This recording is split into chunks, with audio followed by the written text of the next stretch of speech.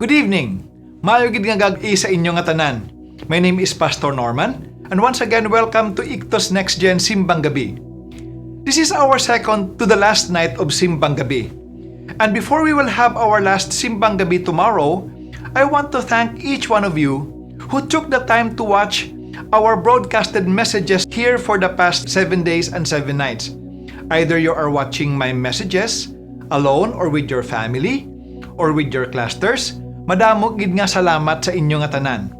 It is my prayer that whatever you have learned for the past 7 days or 7 nights at that will not only increase your knowledge about Christmas, but it will also bring you and your family closer to God. Likewise, I would like to thank all of you who have shared our link to your family and friends both here and abroad. Kabay patani nga sila man na blessed man sang aton nga mga services diri. And the last but not the least, I would like to thank our technical team guys here at Ictus Next Gen. Without you and your excellent hard work guys, all these things will not be possible. And to all of you who in one way or another gave and prayed and helped for us to be a blessing to our family and friends this Christmas, madamo gid nga salamat sa inyo nga tanan. Di ano himuon ta paliwat ini next year? Ano next year masimbang gabi naman ta? God willing, let's pray about it. But maybe, if we're going to do it again next year, maybe we are going to do all the recording and editing in advance. If we are going to do it again next year, maybe I will not be preaching as well all the time. It is my prayer that God will raise more pastors to help me preach here at Ictus Next Gen. So let's all pray about it. This morning or this evening, if you are watching me at night, I want to share with you 3 characters of Christmas and their responses to the birth of Christ. This is very interesting because whatever their response then has always been the response of humanity to the birth of Christ even after more than 2,000 years. Kung ano ang ilang nga reaksyon sang una gid nga Pasko daw amo mana ang response sa tanan nga mga katawhan subong maski na masobra na 2,000 ka tuig ang nagligad nga naga-celebrate kita sang pagkatao ni Kristo Jesus.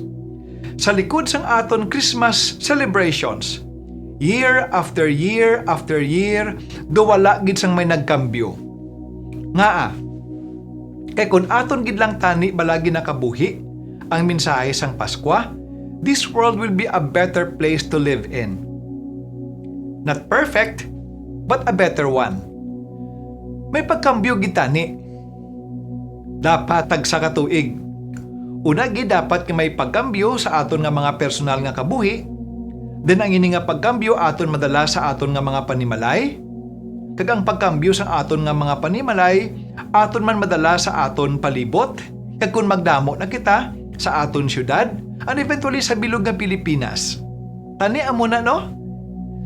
This morning I want to share with you 3 characters of Christmas and their responses to the first message of Christmas. And let's see what we can learn from their stories. Are you ready? If you have your Bibles with you, please open your Bibles to the book of Matthew. Matthew chapter 2 verses 1 to 16. In the New Living Translation it says, Jesus was born in Bethlehem in Judea during the reign of King Herod. At that time, some wise men from eastern lands arrived in Jerusalem asking, "Where is the newborn King of the Jews? We saw his star as it rose and we have come to worship him." King Herod was deeply disturbed when he heard this, as was everyone in Jerusalem. He called for a meeting of the leading priests and teachers of religious law and asked, "Where is the Messiah supposed to be born?" "In Bethlehem in Judea," they said, "for this is what the prophet wrote. And you, O Bethlehem, in the land of Judah, are not least among the ruling cities of Judah, for a ruler will come from you who will be the shepherd for my people Israel." Then King Herod called for a private meeting with the wise men, and he learned from them the time when the star first appeared. Then he told them, "Go to Bethlehem and search carefully for the child. And when you find him, come back and tell me so that I can go and worship him too." Verse 9. After this interview, the wise men went their way, and the star they had seen in the east guided them to Bethlehem. It went ahead of them and stopped over the place where the child was. When they saw the star, they were filled with joy. They entered the house and saw the child with his mother Mary. And they bowed down and worshipped him, and they opened their treasure chest and gave him gifts of gold, frankincense, and myrrh. When it was time to leave, they returned to their own country by another route, for God had warned them in a dream not to return to Herod. After the wise men were gone, the angel of the Lord appeared to Joseph in a dream. "Get up, flee to Egypt with the child and his mother," the angel said. "Stay there until I tell you to return, because Herod is going to search for the child to kill him." That night, Joseph left for Egypt with the child and Mary, his mother. And they stayed there until Herod's death. This fulfilled what the Lord had spoken through the prophet, "I called my son out of Egypt." Herod was furious when he realized that the wise men had outwitted him. He sent soldiers to kill all the boys in and around Bethlehem who were 2 years old and under, based on the wise men report of the star's first appearance. May the Lord bless His word that we have just read. Aside from Joseph and Mary and Jesus, I want to share with you 3 characters of Christmas. And these are the wise men, the leading religious leaders, and King Herod. Most of the time in the nativity scene, ang aton nang nga makita ang wise men lang, ang 3 wise men lang, di naton makitaan si Herod kag ang mga religious leaders. As we go through our Christmas story, let us learn what were their responses and what lessons can we learn from their reactions to the birth of Christ. Let's start with the wise men. The Bible says that they came from the east, probably from Babylon, Persia, and Arabia, or our modern day Iran, Iraq, and Saudi Arabia. Traditionally, we call them 3 kings, but actually they were not kings, and there were not only 3 when they arrived in Jerusalem. During those times, because they didn't have any means to travel fast, you cannot travel alone, especially if you will be traveling for months or for years. You travel with a caravan of animals and servants to carry all the stuff that you need until you arrive in your desired destination. The Bible used the word wise men, but in the original languages, the word magi, spelled as M-A-G-I, was used. The word magi is similar to our modern day astronomers or astrologers, people who study the signs of the times by studying the courses of the stars and the constellations.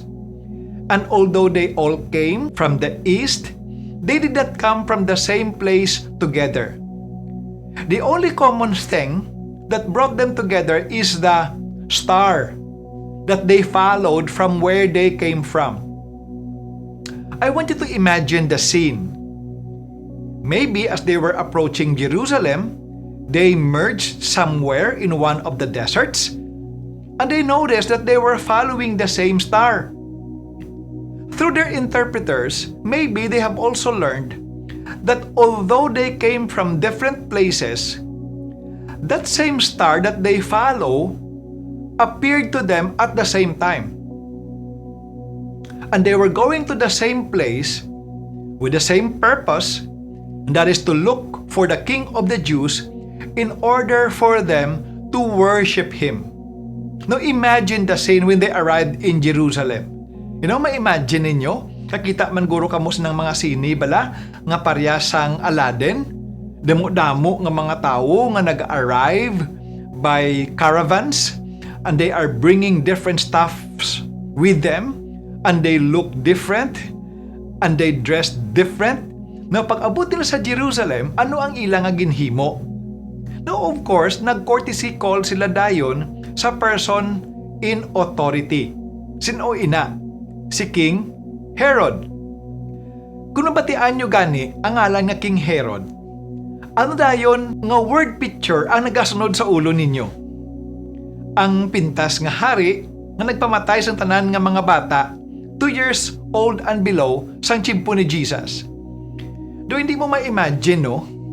Nga mahimo ini sang normal nga tao. But you know what? If you know the background of King Herod, hindi gidya malayo nga mahimo ini ni King Herod. King Herod was not a Jew. He was an Idumean. But the Romans who occupied Palestine during that time put him as a dummy king in their behalf. Although he was only a dummy king, he was also enjoying all the perks and the privileges of being a king.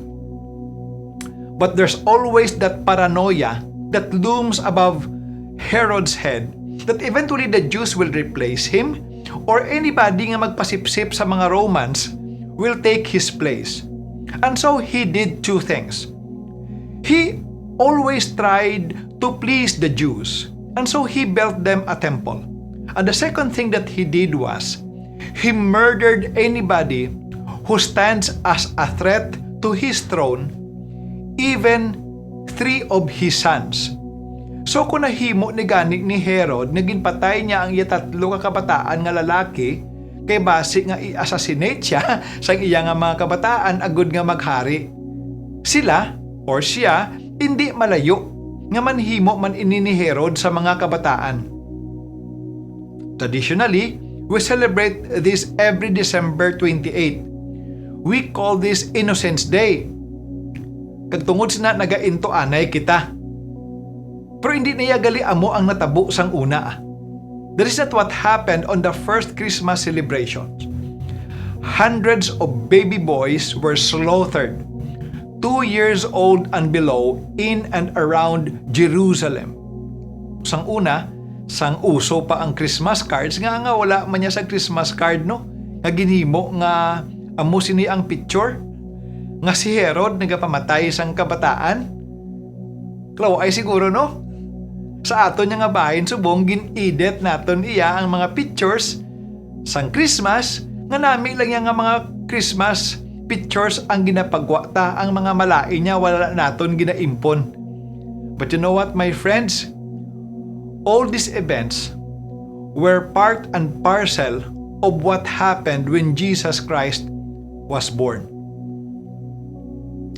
Since Herod was not a Jew, he is not familiar with the prophecies concerning the Messiah. So, ari na, nag-abot na ang mga wise men dito sa Jerusalem. Nag-visit sila kay Herod, and all Jerusalem were troubled seeing them. Nag-courtesy call sila kay Herod, kag namangkot sila kay Herod. Diin diri ang nabata nga hari sa mga Hudiyo, because we have come from afar and we have come here to worship Him. Maybe some of these wise men were assuming nga ang natawo nga anak sang hari, royal blood, and who knows, they are also assuming nga bata siya ni Herod. Wala sila kabalo sang nagkalatabo. They were sincere in their question. Kag tungod kay si Herod hindi man niya Hudiyo, kag hindi man siya familiar or particular sa mga prophecies sa mga Hudiyo, he consulted those who are experts of God's word and prophecies. And who are these people? Number 2 nga karakter nga aton makit-andri. Number 3 nga gali nga karakter nga aton makit-andri. The teachers of religious laws and the leading high priest. Ang una nga mga characters amo tong mga wise men, ang ikaduwa nga karakter amo ni si Herod, ang ikatatlo nga karakter amo ni ang mga leading religious leaders and high priest. Now, ini naman niya ang mga leading religious leaders and high priest, although familiar sila sa law, wala sila sa maginhimo kundi nga ginhambal ang ini kay Herod. Look at verse 4. And so he called a meeting of the leading priest and teachers of religious law and asked, "Where is the Messiah supposed to be born?" And they gave him an answer, "In Bethlehem, in Judea, for this is what the prophet wrote." Tsakto man, hindi pala? Remember sang one of the lessons nga may ara kita diri sa simbang gabi, fulfilled prophecies. They even quoted the prophecy verbatim sa kay Herod kag sa mga wise men. "And you, O Bethlehem, in the land of Judah, are not least among the ruling cities of Judah, for a ruler will come from you who will be the shepherd of my people Israel." Ang mabatian ato ni Herod, perhaps amo man ato ang ginshare ni Herod sa mga wise men. Then, verse 7, "Then Herod called for a private meeting with the wise men, and he learned from them when the star first appeared." Maybe the star appeared a year ago, maybe 2 years ago, kagang ini nga mga tao nag-travel where they came from the east, pakadto sa Jerusalem. So based on the information that Herod had, gina-compute niya kung ano na ang edad sang sini nga bata subong nga ginatawag sang mga wise men nga King of the Jews. And then he told them, verse 8, "You go to Bethlehem and search carefully for the child." Tulukan niyong sugpon. "And when you find him, come back and tell me so that I can go and worship him too." While Herod were saying these words, may lain siya nga motibo. Remember? Si Herod paranoid. Praning si Herod sa bisan sino nga posible magbulo sa iya trono. Uy, waagid si Herod, no? Ano bi ko nag-upo na siya sa mga wise men? Kundi nadakpan niya na dayon si Jesus, nga wala pa siya nag-upod, nga ginsugo niya pa sila, nga magkadto didto.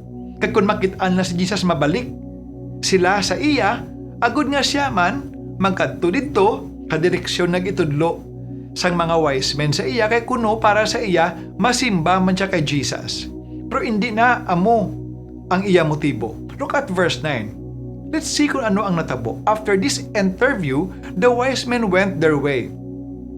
And when they went out of the palace of Herod and maybe out of Jerusalem, the star that they had seen in the east guided them to Bethlehem, and it went ahead of them, nag-una sa ila, and stopped over the place where the child was. When they saw the star, they were filled with joy. They were overjoyed." Then look at verse 11. "They entered the house and saw the child with his mother Mary." Sa masami ang ato niya makitaan nga mga nativity scene nga ang wise men nag-visit kay Jesus didto mismo sa lugar ng gintahuan niya. Pero according sa record ni Matthew, wala na niya nagtiner si Joseph, si Mary kag si Jesus didto. Maybe perhaps after giving birth to Jesus, wala dayon sila nagbalik sa Nazareth. Kundi way ta kabalo, silent ang Bible dire, nga perhaps nangita sila arkilahan nga balay sa Bethlehem. Nagdito lang anay sila nagtiner. Agud nga hasta nga magdako-dako si Jesus. Kag pag-abot sa mga wise men didto na sila sa balay gintoy-tuyan sang star. Wala na yaya didto sa pasungan, sa balay na kung sa diin ara si Mary kag ara si Jesus. And when they saw Jesus, they were certain in their hearts that this is the King of the Jews. And then they bowed down and worshipped him. They offered their treasure chest and gave him gifts of gold, of frankincense, and myrrh. It came for the time for them to leave. They returned to their own country by another route. You know why? Because God had warned them in a dream not to return to Herod. When Herod learned that the wise men outwitted him, nga wala na nagbalik ang mga wise men, perhaps he waited for 2 days or 3 days and even 1 week or 2 weeks, kag wala na nagbalik ang mga wise men, nangakig si Herod. Kag nag-order siya nga pamatyon sang iya nga mga sundalo ang tanan nga mga bata nga lalaki 2 years old and below.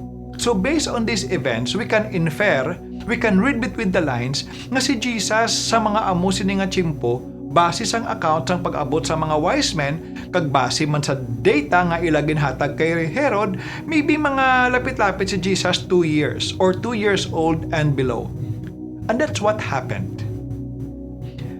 All these things that happened were part and parcel of the whole story of Christmas. What can we learn from these events? What can we learn from this story? Most especially from the different responses of these people to the birth of Christ.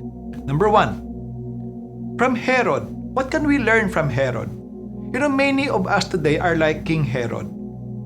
We also believe in God, but we are not ready to give up all the pleasures that this world can offer.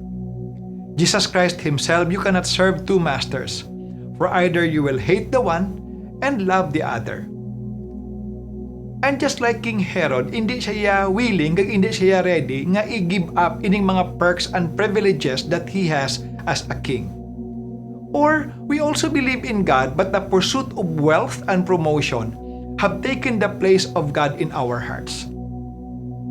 One good thing about this pandemic is that because of quarantine, it gave us a lot of time to think and to meditate. Time that we're not there before the lockdown because we are always busy. Because of COVID, we have also seen that all of us are vulnerable. In my 51 years of existence, this is the first time that I have experienced a pandemic. In the past, it's only an epidemic, meaning local lang niya, but now it's global. Ano ang iya nga implication sini? Ano iya nga buot silingon sini?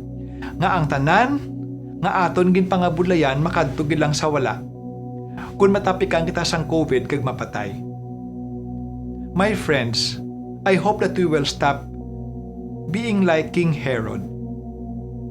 Number 2, or maybe some of us are like the teachers of religious laws. They know a lot about God, even the details of the prophecies about where Jesus Christ would be born, but they don't have a personal relationship with God. They didn't even bother to look for God or go with the wise men to worship God. As I teach the Bible, I have learned that a lot of people have religion but they don't have a personal relationship with God. My friend, you can only have a personal relationship with God if you open your heart to the Lord Jesus Christ. It is not all about religion, it's about relationship with God through the Lord Jesus Christ. The Bible teaches us, Jesus Christ Himself said, I am the way, the truth, and the life. No one comes to the Father except through me. And the last but not the least, maybe you are like the wise men. You have been searching for God all your life. The signs were not clear, and the directions are even more unclear. But deep in your heart, you are searching for God. My friends, the good news is the long search is over. For Jesus Christ Himself manifested to you, not through a star, but through His Word and through our Christmas celebration year after year after year. And if you are just willing to offer yourself to Him, you will have Him more as well.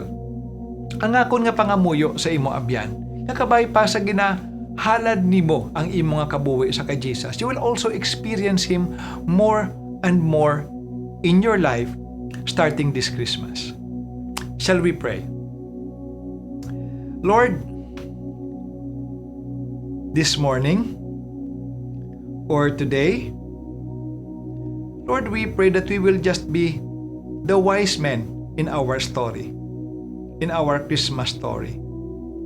That as you have touched our hearts, we will continue to search more of you, to yearn to have more of you, Lord, in our lives. I pray, dear God, for those who are watching me, wherever they are, that whatever good thing that you have started in their lives, I pray that would you continue to bless them in a very special way. Speak to them in a very special way. I also pray, dear God, that would you continue to draw them close to your heart, starting this year through our Christmas celebrations. Again, we thank you, Lord, for how you have been good to us. We thank you, Lord, for how you have been continually reaching down to us and drawing us closer to yourself. Bless each and every one of us this Christmas season for your glory and for your honor. I ask you all this with thanksgiving in my heart. In Jesus' name, Amen. Thank you once again, and see you tomorrow in our last Simbang Gabi. God bless you.